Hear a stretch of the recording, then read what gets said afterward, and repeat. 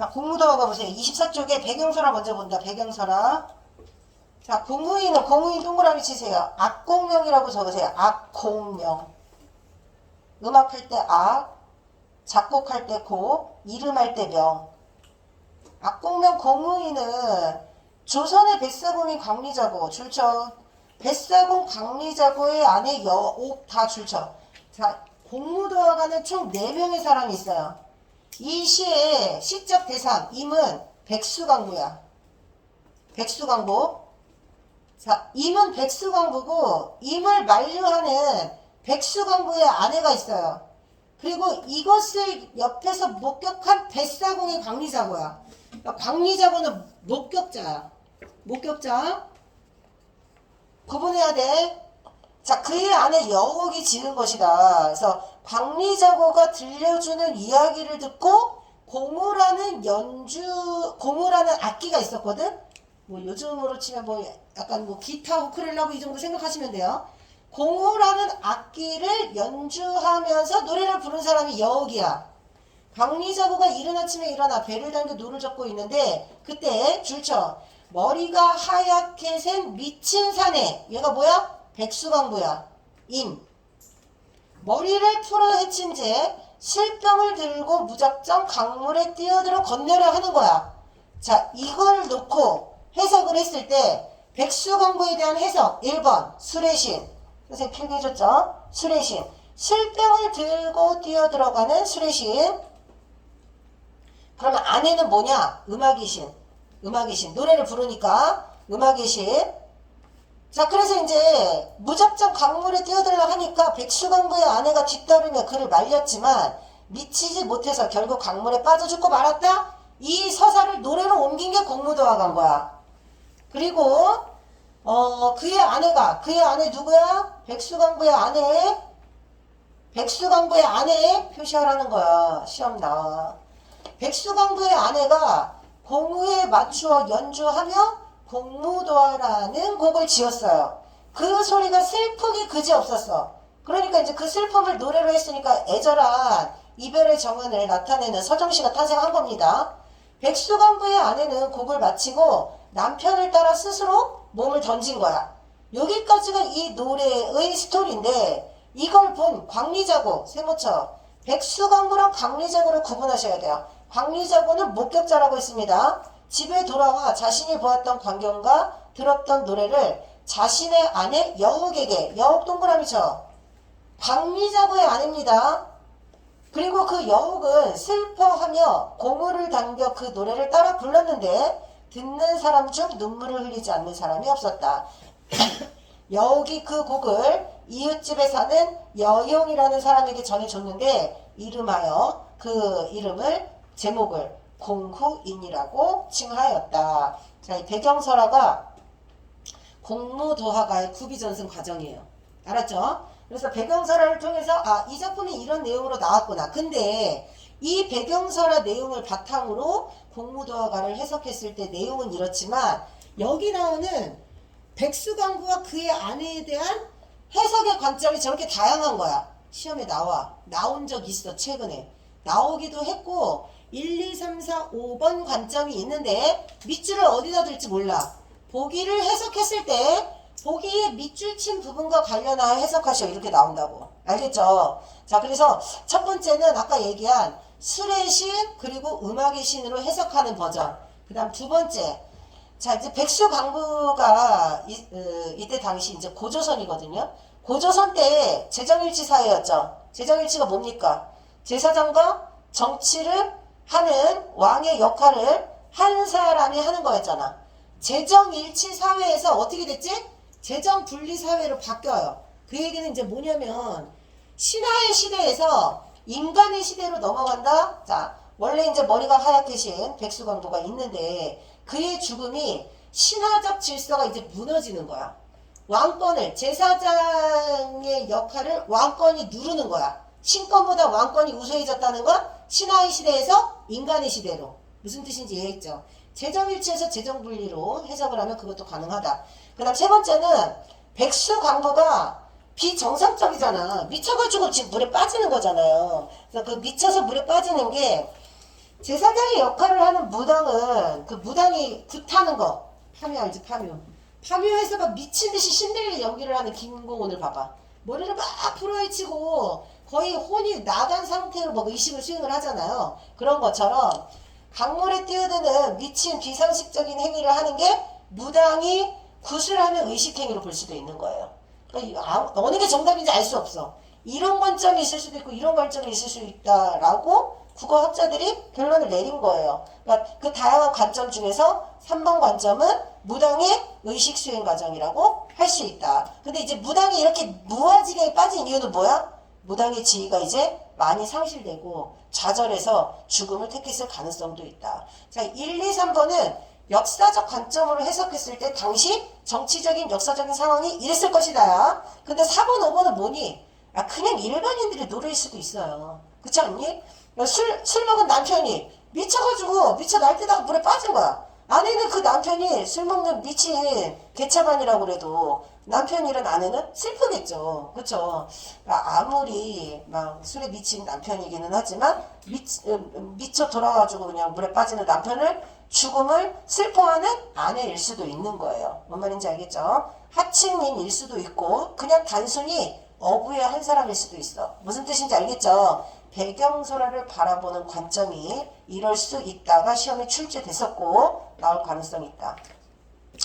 자, 그리고 이제 배경설을 알아야 하는 이유는 이 노래에 대한 이해를 더 많이 도움을 준다고 했어. 이해하는데 해석하는데. 자, 그럼 이제 본문을 보세요. 시 본문.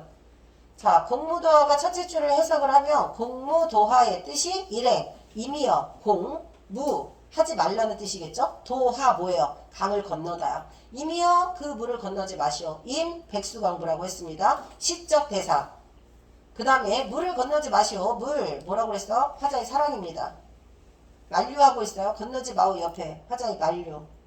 건너지 말라고 뭐하고 있다? 만류.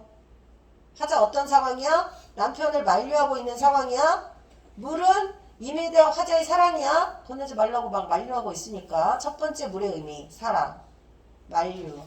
그 다음 두 번째 임은 그의 물을 건넌다. 공경도하 물을 건넌다. 자, 화자의 정서 불안 초조. 불안 초조. 두 번째 물의 의미 이별입니다. 물을 건너서 이별했어. 물을 건너는 임을 보는 화자의 정서 불안 초조. 그 다음 세 번째 물 죽음 단절. 물에 휩쓸려 돌아가시니 세 번째 물의 의미 죽음 단절. 그리고 화자의 상황 임을 만류했고 임이 빠진 상황에서 화자가 느끼는 정서 어이할 곳 동그라미 설의법이에요. 의문형이야. 가시님을 어이하겠는가 설의법. 그 다음 화자의 정서 체념 슬픔 한탄. 체념 슬픔 한탄. 배경설화의 서사가 있습니다. 그 다음에 그 이야기 속에 들어있는 노래는 정서, 탄식, 슬픔을 담고 있다. 아까 뭐라고 그랬어? 집단적 서사에서 개인적 서정으로 넘어가는 과도기라고 그랬어. 뭐가 빠지면 돼? 집단이 빠지면 되는 거야. 백수광부의 아내가 불렀으니까. 알겠지? 네 사람이 나온다. 배경설화 보고 사인을 구분하는 문제 나온다. 아시겠죠?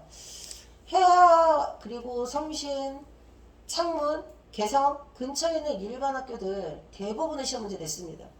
고대하고 상고는 그렇게까지 나온 적도 있고 안 나온 적도 있고 근데 꼭 반드시 기억해야 하는 거야. 고대가요는 작품 수가 되게 적어. 그러니까 나올 만한 문제가 몇 개 안 돼. 그러니까 이것조차도 많이 나올 수밖에 없는 거예요. 아시겠죠? 그 다음 가운데 보시면 작품 한눈에 보기가 있어요. 얘들아. 한눈에 정리하기. 자, 공부하는 방법 첫 번째 고대가요라고 했습니다. 한육시가라고 했습니다. 빨리 봐. 내용상 서정가요예요. 그러니까 당연히 서정적이고 슬프니까 애상적이고 이별을 어떻게 하고 있어? 받아들이고 있지. 이별에 대한 화자의 태도, 체념입니다. 전통적인 시가문학에서는 전부 다 체념이야. 전통적인 시가라 함은 고대가요, 향가, 고려가요, 민요 다 포함하는 거야. 우리나라의 이별의 정원을 노래하는 대표적인 작품들은 이별을 대하는 화자의 태도.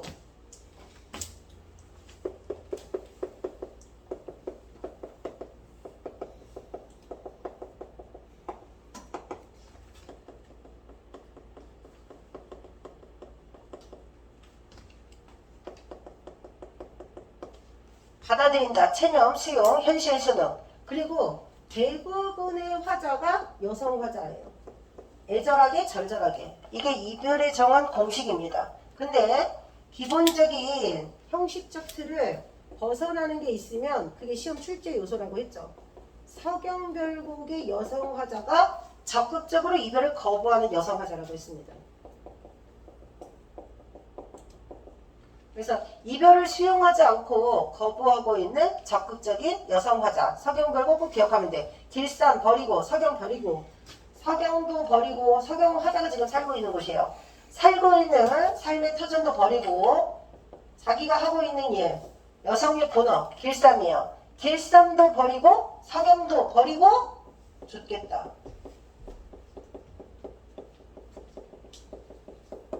쫓아 아니고 쫓겠다. 쫓아가겠다. 쫓아가겠다. 쫓아가겠다라고 할까? 너를 끝까지 따를 거야. 쫓아갈 거야. 이별, 거부, 그리고 모든 걸 다 버리고 적극적으로. 이걸 꼭 기억하시면 됩니다. 여성 화자의 태도가 다르다. 자, 해제를 보세요. 현전, 줄쳐. 현재 전해지고 있는 우리나라 서정시 중에서 가장 오래된 작품이야. 내신 때문에 하는 겁니다. 집단에서 개인으로 넘어가는 과도기 동그라미. 그 다음 오랫동안 구전되다가 구전 동그라미. 해동 역사라는 책에 한시로 기록되어 전해지고 있고요. 우리가 배우는 건 한시 원문을 한글로 번역한 거. 뭐야? 한역시를 배우고 있는 겁니다. 악공양 동그라미. 공우라는 악기를 연주하면서 여기 불렀다고 했죠? 그래서 악공양은 공우인이야. 내시는 다 암기 문제이기 때문에 그냥 다 나옵니다. 손지로. 그 다음 물의 상징적 의미 별표. 첫 번째 사랑, 두 번째 이별, 세 번째 단절 이별, 단절 죽음. 상징적 의미를 중심으로 시상이 전개되고 있고요. 사랑하는 이미 죽음을 목격한 여인, 백수광부의 아내의 슬픔과 하늘, 애절하게 그걸 듣고 광리저구의 아내도 불렀다. 자, 구성은 기승전결 4단 구성입니다. 첫 번째 기 옆에 적으세요. 자, 기는 시상 시작, 그 다음 승은 심화, 시작 심화, 전은 전환, 결은 마무리. 이게 기승전결 구조야. 시상이 시작되었다. 그 다음에 화제의 정서가 고조된다. 심화, 전환된다. 마지막 마무리, 해소된다.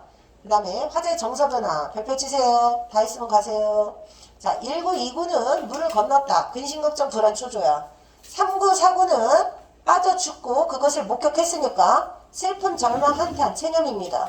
서정시니까 화자의 정서 변화 시험에 나오겠죠.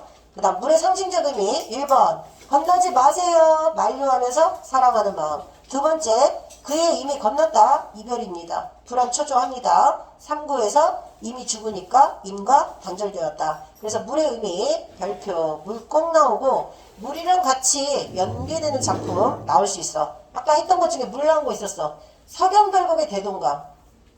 그 다음에 송인에서 대동강물 마를 길이 없다. 대동강 2번 나왔어요. 송인. 한시 송인에서 대동강은 뭘까요? 슬픔입니다. 자, 송인의 내용에서 대동강물 마를 길이 없다. 빨리 적어. 송인, 대동강물이 마를 길이 없다. 요거는 이별의 슬픔을 가장 극대화시켜서 표현한 거라 볼 수 있어. 과장해서. 근데 서경별곡에서 대동강은 대동강 물을 건너서 이미 떠나는 겁니다. 그러니까 송인의 대동강이 공무도화가의 물과 일치할까요? 서경별곡의 대동강이 공무도화가의 물과 일치할까요? 서경별곡이 답입니다. 단절이니까. 님과 나를 가로막고 있는 거야. 님과 나를 가로막고 있는 서경별곡의 대동강. 근데 대동강이 송인에도 나오니까 보기선지에 같이 나오겠죠? 대동강의 물이 님과 나를 가로막고 있으니까 공무도화가의 물과 같은 의미로 해석할 수 있다. 자, 그 다음 화자의 정서가 집약되어 있습니다. 정서 집약 동그라미 치시고 마지막 구절에 가시님을 어이할고 항조가에 이내 몸은 어이할고 같은 거야. 같은 방식으로 시상을 마무리하는 거죠. 어이할고에 담겨있는 화자의 정서는 뭐니? 체념과 한탄입니다. 그 다음 공무도화가의 문학사적 의의는요. 집단적 가요에서 개인적 서정시로 넘어가는 과도기라고 했고 집단가요 뭐 있다고요? 구지가 해가. 개인적 서정시 공무도화가 다음에 뭐 있다고? 강조가. 현재 전해지는 우리나라 서정가요 중에 가장 오래된 최고. 현재 전해지는 현전 최고. 줄이면 간단히 줄이면 현전 최고의 서정시는 공무도화가고요. 현전 유일한 백제가요는 정읍사고요. 자, 한국문학의 범위. 이거 시험에 한 번씩 나옵니다. 동그라미 치세요. 자, 한국문학의 범주에 들어갈 수 있는 건 1번 창작 주체 한국인. 1번 창작 주체. 그 다음 2번 작품 내용이 인물, 여인, 슬픔. 이게 가장 한국적인 정서야. 이것을 충분히 담고 있다는 점에서 한국문학으로서의 기본 요건 줄쳐. 한국문학으로서의 기본 요건은 한국인의 정서를 한국인이 썼다거든요. 근데 기록은 뭘로 했다고 그랬어? 한문으로 기록했다고 그랬어. 한자로 기록했다고 그랬어. 근데 한자로 기록했지만 한글로 기록해야 한국문학일 거 아니에요. 근데 고대가요는 한글이 만들어지기 이전에 지어진 거기 때문에 한자로 기록되어 있지만 한국인의 정서를 담았기 때문에 한국문학의 범주에 넣는다. 이렇게 시험에 나오고 이렇게 생각하면 돼. K-팝이 지금 K-팝 1위는 누굽니까? BTS 아니겠어요, 당연? 근데 BTS 신곡에 한국말보다 영어가 훨씬 더 많아. 그렇지 않니? 그래서 복귀하고 난 다음에 영어로 된 BTS 노래보다 나는 그 복귀 전에, 군대 가기 전에 처음에 BTS 유명해졌던 노래에는 한국말이 훨씬 더 많거든요. 다이너마이트라든지 뭐 BTS 봄날 이런 거. 근데 나는 그게 더 좋더라고. 근데 지금 떼창으로 부르고 있는 그 영어로 된 버전, 하지만 그게 한국인의 정서를 담고 있고 한국적인 것을 세계화시킨 게 BTS인 거잖아요. 막 그렇게 좀 생각하면 돼. 그러니까 이때는 영어 역할을 했던 게 한자인 거잖아요. 한자로 기록할 수밖에 없었으니까. 자, 그래서 원래는 세 가지야. 우리 말로 된 것을, 우리 정서를 담은 것을 우리 글로 기록한 게 국문학이거든요. 근데 고대가요에서는 형찰도 마찬가지야. 형가도 마찬가지야. 한글이 창제되기 이전에 지어졌던 한자로 지어진 것도 국문학 범주에 들어간다. 이렇게 기억하시면 됩니다. 자, 25쪽 보세요. 1번. 자, 이 시에 대한 설명으로 적절하지 않은 것은 첫 번째, 말을 거내는 방식. 뭐야? 임이요. 바람은 뭐야? 바라. 하자의 바라. 물을 건너지 말라. 그 다음 소재의 상징적 의미. 뭐야? 물의 상징적 의미. 1, 2, 3. 그 다음 의문형 어미를 사용하여 하자의 정서를 강조하고 있다. 마지막 서리법. 어이할고.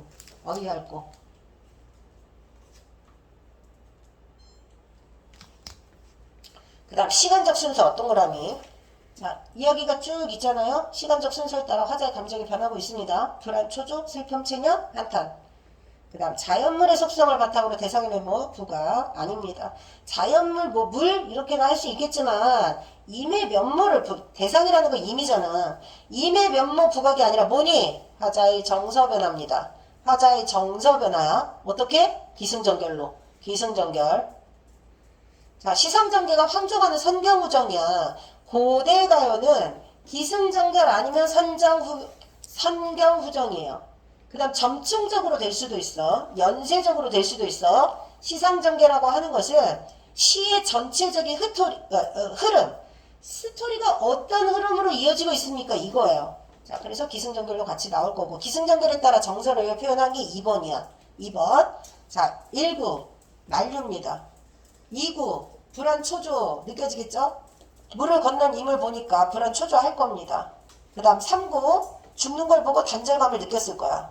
근데 그 단절감을 느끼고 난 다음에 이제 어떻게 한 거야? 어떡하겠어? 체념해야지. 이 순서야. 기, 승, 전, 결. 1번 만류 근심, 2번 초조. 근심 걱정이 고조되고 있습니다. 초조에 그 다음 3번 절망자책 X, 4번 결코에서 한탄 체념하는 겁니다. 그래서 우리 문학 전통적 정서 한을 볼 수 있다. 한의 정서가 이별의 정환에 가장 밑바탕에 깔려있는 우리의 전통적인 정서다. 3번. 그 다음 3번. 자, 물의 의미는 생명의 근원 정화 X. 보편적인 일반적인 물의 의미는 생명의 근원 정화입니다. 근데 이 시하고는 관계가 없습니다. 그 다음 이별의 공간 맞고요. 죽음의 경계입니다. 삶과 죽음의 경계 맞습니다. 그 다음 다 죽음의 공간 단절 맞습니다. 그 다음 라에서 기억은 사랑이 맞습니다. 니은은 사랑을 환기시키는 게 아니라 이별입니다. X. 그 다음에 니은은 결실, 성숙 다 틀렸습니다. 2번. 그 다음 밑에 외부 지목 아리랑 보이시죠? 아리랑. 아리랑, 아라리어, 아리랑 고개로 넘어간다. 후렴구입니다. 후렴구. 후렴구. 그 다음에 나를 버리고 가시는 님은 심리도 못 가서 줄쳐. 심리도 못 가서 발병난다. 위협. 위협. 자, 이렇게 위협하는 이유는 뭘까? 너 나 버리고 가면 죽을 거야. 병날 거야. 위협하는 이유가 뭘까요? 간절한 소망. 떠나지 말라는 간절한 소망을 위협으로 강조하고 있는 겁니다. 자, 그 다음 4번. 최고가 뭐라 그랬지? 가장 오래된 집단 가요. 개인적 서정시를 포함해서 연결어미를 넣어서 한 문장으로 쓰래. 우리나라 최고의 서정시이며 집단 가요에서 개인적 서정시로 넘어가는 과도기적 작품이다. 우리나라 최고의 서정시이며 집단 가요에서 개인적 서정시로 넘어가는 과도기 깜짝이야. 괜찮아? 과도기 작품이다. 내가 더 놀랬어. 자, 그 다음 5번 배경설화 시험에 나온다고 했습니다. 구비 전승 과정. 그 다음 6번도 시험에 나와. 자, 백수광부를 무당으로 보는 관점이야. 그러면 물이라고 하는 것은 제의적 공간. 제의적 공간이라는 게 뭐냐면 무당이 지금 구술하는 거야. 의식을 행하고 있단 말이야. 어디서? 물에서. 이 뜻이야. 그거 있잖아. 막 칼 같은 거 놓고 칼 위에 올라가가지고 막 작두 탄다고 한단 말이야. 근데 그런 역할을 하는 게 여기서 물이라는 거예요. 그 다음 백수광부를 만약에 신화적 존재로 본다면 백수광부의 죽음은 뭘 말한다? 기존 질서에 무너지는 것을 의미한다. 신화 단계에서 인간의 세계로 지금 바뀌고 있는 상황이다. 그 다음 평범한 인물로 본다면요. 고단한 삶을 견디다 죽음을 맞이하게 되는 하층민이 되겠습니다. 너무 힘들어 죽고 싶어 이렇게 되는 거야. 그 다음 두 신의 이야기로 해석을 한다면 백수광부는 수의 신이에요. 수의 신이야. 아내는 음악의 신입니다. 그 다음에 무당의식의 재현으로 해석할 수 있습니다. 그럼 백수광부는 기존 질서에 대한 도전이 아니라 뭐라 그랬어? 기존 질서가 무너졌기 때문에 좌절감. 그래서 좌절감, 절망감에 빠진 백수광부가 죽음을 선택하게 되는 거야. 이해됐지? 자, 수능에 출제됐던 수능형 문제가 모의고사에도 나왔기 때문에 내신에 충분히 출제됐고 충분히 출제될 수 있고 출제됐습니다. 그 다음 넘기세요. 연계 포인트 꼭 보세요. 연계 포인트 별표입니다. 이별을 대하는 자세 체험이에요. 근데 아리랑은 절대 안 돼. 헤어지지 않겠다. 이별 거부. 그럼 이거 아리랑이랑 같이 연계되는 것도 뭐야? 성경별고. 적었지? 연계 문제. 공부도와가는 체념이야. 근데 보편적으로 이별에 정하는 체념이야. 전통적으로. 근데 거부하는 거 아리랑하고 서경별고. 됐죠? 자, 넘기세요. 평조가. 자, 펄펄 나는 적기거리 펄펄 의태어 생동감 있게 역동적으로 꾀꼬리가 날아다니는 모습이 눈에 그려지는 것 같아. 생동감 있게 역동적으로 꾀꼬리 객관적 상관물. 자, 객상은 화자의 정서를 부각시키는 자연물이나 사물이라고 했습니다. 화자의 정서와 일치하는지 여부를 찾으셔야 돼요. 자, 객상이 나오면 화자의 정서 일치 불일치. 화자의 정서 일치하는 객관적 상관물은 감정이입이야. 감정이입. 그래서 꾀꼬리에 밑을 치고 감정이입이라고 하면 오답이야. 감정이입이 아니고 화자의 정서와 대비되는 소재로 화자의 정서 강조야. 알았지? 객관적 상관물이 나왔을 때 화자의 정서를 부각시키는 사물과 자연물들이 화자의 정서와 일치하는 감정이입이에요. 감정이입. 자, 예를 들어볼까? 실소리 상해울제. 저거. 기원과 실소리 상해울제. 실소리 뭐라 그랬죠? 실솔. 귀뚜라미. 귀뚜라미.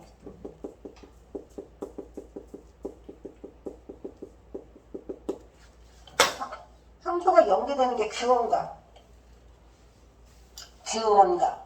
남편 원망하는 시 있죠? 규방의 아내가 남편을 오지 않는 남편을 원망한다. 실솔, 귀뚜라미, 상, 침상. 자려고 누웠어. 침상에. 근데 저녁에 어스름 달이 비치는데 귀뚜라미 우는 소리가 들리는 거야. 귀뚜라미가 울고 있어. 슬픔이지. 귀뚜라미가 울고 있다고 느끼는 건 화자의 정서가 이입된 거예요. 알았지? 근데 꾀꼬리가 정답다고 얘기했잖아. 정다운 꾀꼬리하고 화자의 정서는 반대되는 거야. 불일치. 불일치되는 객관적 상관물이지만 화자의 정서를 고조시키는 자연물. 됐지? 불일치되는 건 대비되는 소재를 통해서 화자의 정서를 강조한다. 일치되는 건 감정이입되는 걸 찾으면 된다. 됐지? 자, 하나 더 쓰세요. 감정이입. 1번 실소리 상해올제. 2번 새소리 더욱 설다. 새소리 더욱 설다. 설다가 서럽다는 뜻이야. 새소리 더욱 서럽다. 새소리가 서럽게 느껴지는 이유는 화자의 처지가 지금 너무 서러운 거야. 오지 않는 남편을 그리워하면서 원망하면서 독수공강하고 있으니까 새소리가 서럽게 느껴지는 거야. 시험 문제 표시하시고. 그러니까 지금 고대가요는 얘들아, 고대가요가 단독 지문으로 나오는 것보다 고전문학 나오는 거에 고대가요가 연계될 가능성도 높은 거예요. 2학년 과정에도 이 범위가 시험에 들어가는 거야. 1, 2학년 고전 시간은 1학년, 2학년, 그리고 3학년 수트까지 전부 다 같이 똑같은 범위인 거예요. 아시겠죠? 3년짜리 교재야. 3년짜리. 자, 그 다음에 3행에서 외로워라 화자의 정서 직접 제시. 서정시의 가장 큰 특징이죠. 외로워라 이내 몸은 니와 함께 돌아갈 아내가 없구나. 한탄. 돌아갈 곳 한탄. 공무도화가 사행과 마무리가 똑같습니다. 서리법으로 화자의 정서 강조. 그 다음 기승전결 똑같아요. 사행시니까 기승전결이야. 날아다니는 꾀꼬리를 봤습니다. 날아다니는 꾀꼬리를 보는 상황에서 화자가 느낀 정서 너무 정답구나. 그런데 전환점을 맞이하게 돼. 자신의 외로움이 갑자기 현타가 오는 거야. 정다운 꾀꼬리를 보니까. 그리고 돌아갈 사람이 없는 것을 슬퍼하고 한탄한다. 기승전결입니다. 자, 그 다음 배경설화 보세요. 배경설화 시험에 나오니까. 고구려 2대 유리왕은 왕비 송씨가 세상을 떠나고 두 여인을 후실로 맞이했어요. 한 사람은 줄쳐봐. 골천 사람 딸 하희. 그 다음에 한나라 사람의 딸 치희. 아까 얘기했던 거. 여러 부족장들과 혼인을 맺게 되고 정치적인 탄탄한 안정을 누리려고 했던 게 당시 상황이라고 했습니다. 두 여인은 왕의 사랑을 두고 서로 다퉈 사이가 좋지 않았어요. 왕은 양곡에 동궁과 서궁을 짓고 따로 살게 했는데 어느 날 왕이 사냥을 나가 7일 동안 돌아오지 않은 상황이야. 그 사이에 두 여인이 다툼을 벌인 거예요. 하이가 치이에게 너는 한나라 집안의 종으로 첩이된 사람인데 왜 이리 나에게 무례한가? 했더니 치이는 줄쳐. 치이는 부끄럽고 분하여 집으로 돌아가 버린 겁니다. 그러니까 외로운 이내 몸이 니와 함께 돌아갈 거야 해서 니는 누군 거야? 치희를 말하는 겁니다. 치희. 공무도화가가 시험에 안 나오면 황조가 배경설화를 가지고 인물 파악하는 문제도 시험에 나와요. 치희가 돌아가 버렸으니까 니와 함께 돌아갈 거에서 니는 부인 치희를 말하는 거겠군. 보기를 일단 줍니다.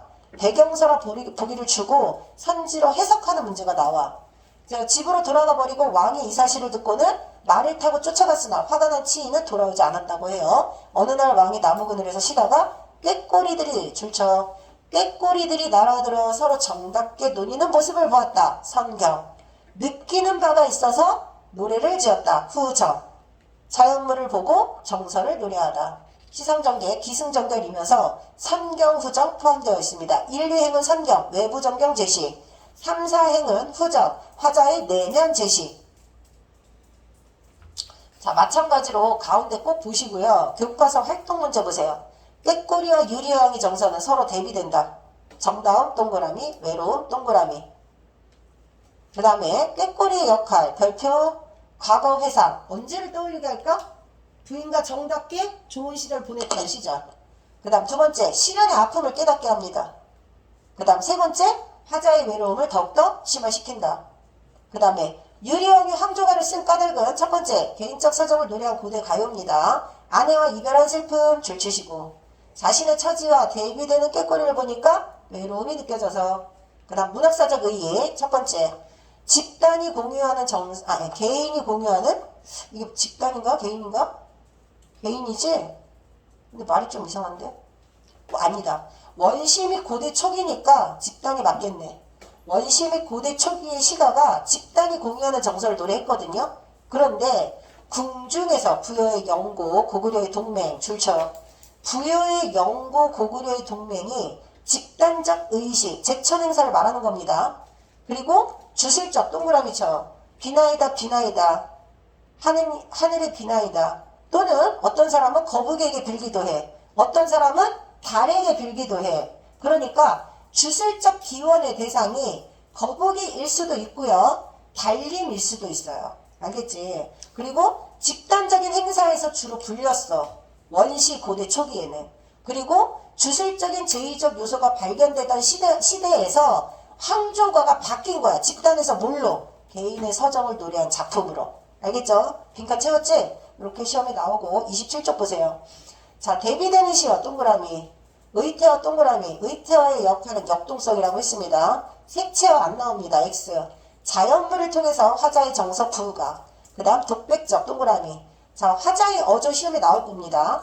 독백이 있다. 화자의 어조는 세 가지로 나누시는 거예요. 1번 독백. 아무도 안 나와. 화자가 직접 나올 수도 있고 안 나올 수도 있어. 2번 말을 건네는 어투. 자, 말을 건네는 어투에는 청자가 있을까요? 없을까요? 청자 당연히 있습니다. 그 다음 세 번째가 뭐냐면 청자와 대화를 하는 거야. 청자도 말을 하는 거야. 알았지? 세 가지 버전이다. 독백. 말을 건넨다.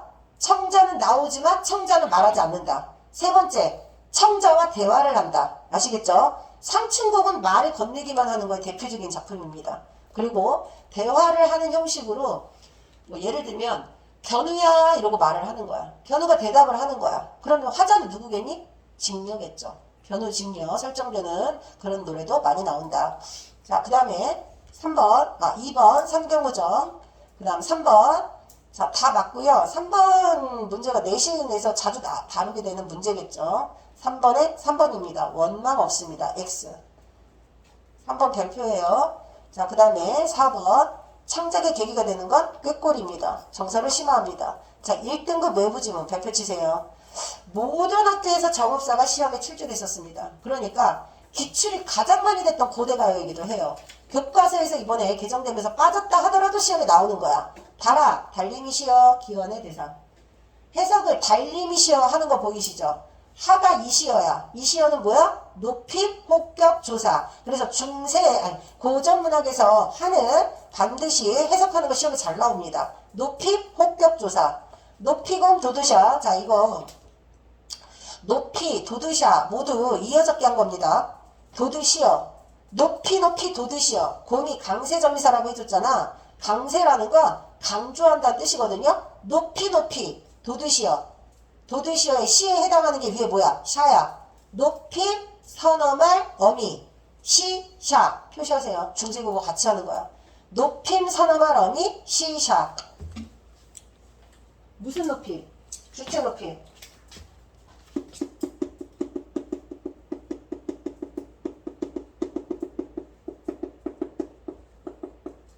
자, 주체 높임, 선어말, 어미. 현대에서 시 하나밖에 없습니다. 현대에는 높임, 선어말, 어미 시 하나밖에 없는데 중세에서는 시와 샤로 구분해서 썼습니다. 시, 샤의 차이점은 자음 앞에서, 모음 앞에서, 자음으로 시작하는 어미 앞에서는 시를 쓴다. 모음으로 시작하는 어미 앞에서는 샤를 쓴다. 빨리 적어놔. 시험 문제. 주체, 높임, 선어말, 어미, 시, 샤의 차이점은 선어말, 어미 뒤에 오는 어미가 자음으로 시작하면 시, 고 이렇게 쓰는 거야. 시, 가, 시, 는. 근데 모음으로 시작하면 샤로 끝나. 근데 뒤에 모음은 탈락해. 생략돼. 왜 그럴까? 샤 안에 모음이 있잖아요. 그래서 뒤에 샤, 뭐 이런 식으로 모음이 오는 건 탈락된다고 보시면 돼요. 자, 어기야, X. 어기야, 뜻이 없는 말, 삭제. 빼, 어기야, 삭제. 6번을 졸기 시작하네. 머리곤 비치우시라. 멀리 비춰주세요. 어기야, 어강들이, 아으다롱들이, 삭제. 내가 말한 이 두 개를 삭제하면 시조의 형식이야. 어떻게 하는 거냐면 19. 달림이시여 높이 돋으세요. 멀리 비추세요.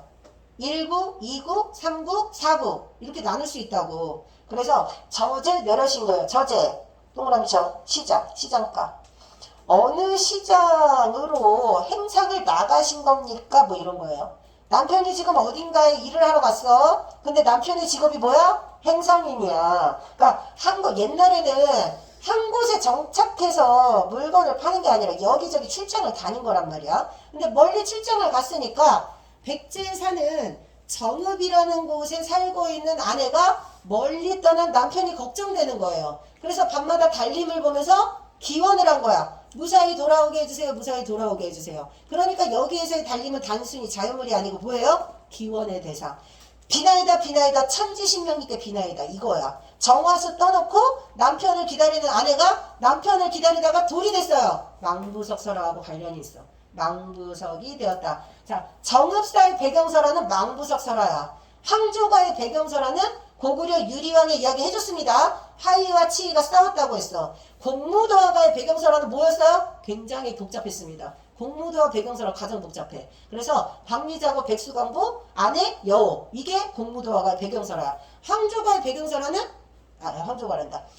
제망대가의 배경설화는 제사를 지냈는데 돈이 서쪽으로 막 날라갔다. 다 배경설화 나와. 고대가요. 알겠지? 배경설화 꼭 기억하세요. 자, 그리고 진대 세모 치세요. 진대. 자, 진대의 의미는 두 가지로 해석할 수가 있어요. 그냥 내재적 관점으로 해석을 하면 남편이 멀리 떠났으니까 위험한 곳에 노출될 수 있어. 산길을 오가다가 도적을 만날 수도 있습니다. 그래서 너무 어두운 길을 걸어가다가 남떨어지게 떨어질 수도 있습니다. 이런 위험한 곳이야. 근데 두 번째는 남편이 출장을 갔어요. 어느 지막에 머물렀어요. 아리따운 여인을 만날 수도 있습니다. 누군가 만나가지고 바람을 피울 수도 있습니다. 그러면 질투의 대상으로 해석할 수도 있어. 자, 늘 문제에서 근거를 줄 거야.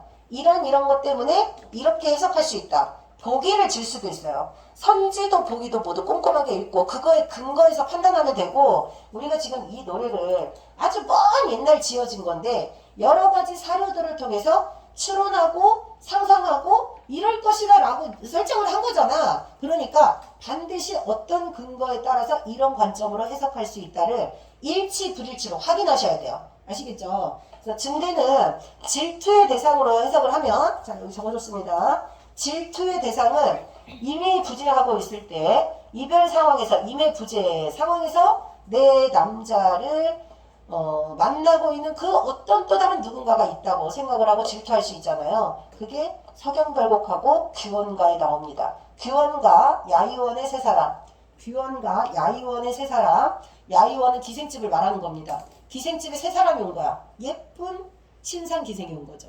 그래서 그 여인과 사랑에 빠졌을 것이다. 남편이 가 있는 곳을 추측하면서 규원가. 그 다음 두 번째, 석영별곡에서 대동강물을 건너가고 있다고 그랬잖아요. 내 남자가. 그래서 사랑하는 사람이 대동강물을 건너가면 그 건너편에 있는 꽃을 꺾을 것이다. 꽃을 꺾는다가 여인을 만나게 된다는 뜻이야. 이게 남녀상해지사예요. 고려가에 나오네. 꽃을 꺾는다. 약간 은유적인 거죠. 그래서 대동강 건너편에 있는 꽃이 내 남자가 사랑에 빠지게 되는 여자 또는 사공이 물을 건너고 있는 상황이거든. 내 사람을, 내 연인을 배에 태우고, 그러니까 사공을 원망하잖아. 그래서 사공을 원망하면서 이런 얘기도 해요. 네 부인이 너가 지금 여기 나와 있는 동안 음란한 짓을 할 것이다. 뭐 약간 돌려서 말하면 원작대로 하면 럼난디 몰라서 뭐 이렇게 나오거든요. 그래서 사공한테 네 부인이 지금 너 나와 있는 동안 이럴 것이야. 뭐 이런 내용도 나오는 거야. 그래서 석영별곡은 굉장히 당시 고려시대 사람들의 정서를 너무 잘 표현한 대표적인 작품이라고 할 수 있습니다. 그래서 진대하고 같이 연계되는 거 야의원의 세 사람 그리고 대동강 건너편의 꽃. 내가 적어준 건 교과서에 수록되어 있는 대표적인 작품들만 적어준 겁니다. 대표적인 작품들을 적어준 거니까 다른 작품 나와도 이런 역할을 하는 걸 찾으셔야 돼요. 이거는 두 개 주워. 가방에 하나 있고 뒤에 하나 있어.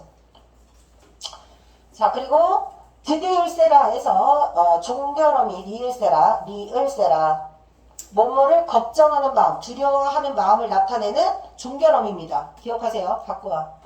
그 용대천가하고 세종어제에서도 종결어미 몇 개 알아둬야 되는 거 있다 그랬죠? 리을세 뭐예요? 리을세 원인 뭐뭐 함으로 원인을 나타내는 중속적 연결어미. 그 다음 얘는 두려움, 불안 등을 나타내는 화자의 정서를 드러내는 종결어미. 잘 나와. 어느이다 놓고시라. 자, 행상 나간 남편이 짐을 어디에 두고 쉬었으면 좋겠다. 뭐 이런 뜻이야. 어기야, 내 가는데, 동그라미 치세요. 내가 가는데. 자, 화자가 나야. 근데 내가 가는 길은 뭘까? 남편이 돌아오는 길에 마중 나가는 길이에요. 주체는 누구야? 화자. 그리고 남편이 집으로 돌아오는 길이야. 귀가하는 길이야. 주체는 누구야? 남편. 화자 입장에서 내가 남편을 마중 가는 길 밝게 비춰주세요. 달린 이런 뜻이야. 정글할 때는 저물가 두렵습니다. 이 어두운 내 가는 길을 달림이 밝게 비춰주세요. 집으로 돌아오는 남편이 돌아오는 길을 달림이 밝게 비춰주세요. 그리고 우리 부부가 함께 가는 부부의 길 아무런 그런 장애 없이 계속 잘 백년해를 할 수 있게 도와주세요. 달림 이런 뜻입니다. 자, 해석됐죠? 전읍사 별표입니다. 그리고 설명 다 했습니다. 망부석서랑 관련 있다고 그랬어요. 자, 다음 5번. 자, 집단이 공유하는 정서를 담은 노래에서 개인적 정서를 담은 노래로